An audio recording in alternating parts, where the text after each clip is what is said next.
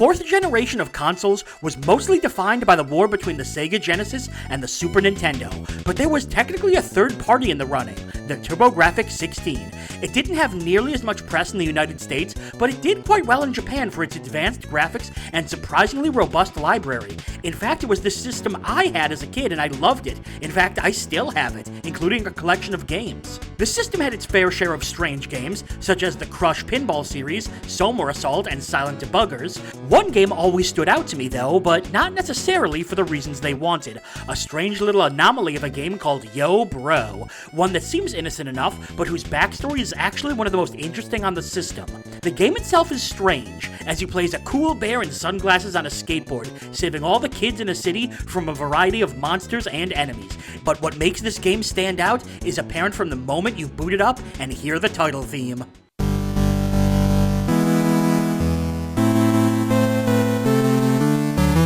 Sound familiar? If you're into oldies surf rock, it should. It's a 16-bit rendition of I Get Around by the Beach Boys. In fact, the game is full of Beach Boys songs, such as Help Me Rhonda,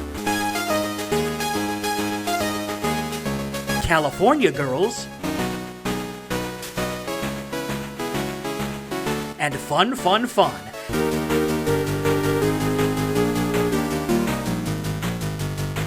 They add a certain charm to the game, as any early examples of licensed music do. But this is where things get really interesting. For years, I was under the assumption that the songs were unlicensed recreations. After all, gaming has a long and noble history of ripping off popular songs, from Doom's soundtrack borrowing liberally from Judas Priest, or Spider-Man Maximum Carnage outright taking Black Sabbath's The Mob Rules. It's when you look at the cover of the game that the mystery reveals itself, specifically this logo. Yes, that says Mascots of the Beach Boys. These aren't cheap imitations of Beach Boys songs, they're legitimate recreations endorsed by the Beach Boys themselves.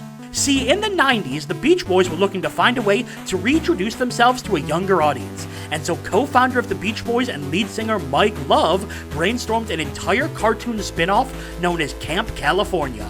In it, anthropomorphic versions of the Beach Boys would go on fun adventures to a rockin' soundtrack, which seems like a solid enough idea, especially since the 90s were chock full of cartoons. But the idea never truly came to fruition. No cartoon was ever made. Why not? Well, that's the problem. Nobody knows for sure. Perhaps licensing issues, perhaps a lack of interest, perhaps no company was willing to make the cartoon.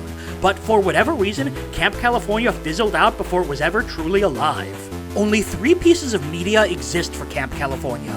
The first, an album called Camp California, Where the Music Never Ends, which commands fairly high prices due to its rarity, and alongside it 2 games, Yo Bro for the TurboGrafx, and a game just called Camp California for the TurboGrafx CD, which took advantage of the capabilities of the CD by having full versions of the Beach Boys songs. But other than those, the project simply didn't come to fruition, and thus, Yo Bro exists as a small time capsule of a failed project.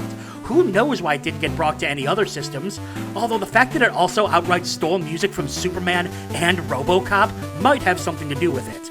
But it still remains as a fascinating little glimpse into what could have been, an attempt by a famous oldies rock band to break into new media, lost to time with only a bizarre little soundtrack to prove its existence. And that is your Retro Rapid Fire.